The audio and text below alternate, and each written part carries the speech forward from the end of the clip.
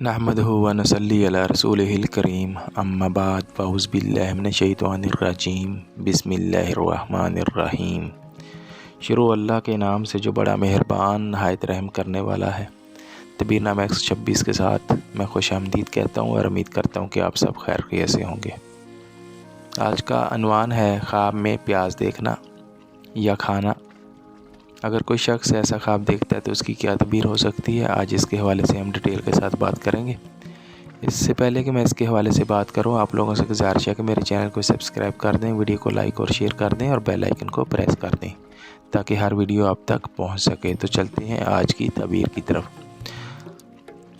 خواب میں پیاز کا دیکھنا مال حرام، بدی اور ناخوش بات ہے۔ اگر خواب کا دیکھنے والا نیک اور پارسا ہے اور کوشش سے اپنے آپ کو پیاز کے کھانے سے روکتا ہے تو خیر ہے۔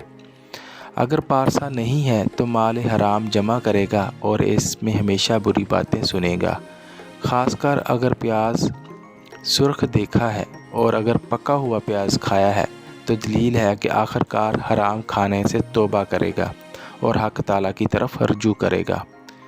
اسی طرح خواب میں پیاز کا دیکھنا 3 وجہ پر ہے۔ اول مال حرام، دوم غیبت چغلی اور بری بات، سوم کاموں میں خرابی اور پیشمانی۔ یہ اس کی تعبیر تھی۔ اگر آپ کو پسند آئی ہو تو میرے چینل کو سبسکرائب ضرور کر دینا۔ اللہ حافظ۔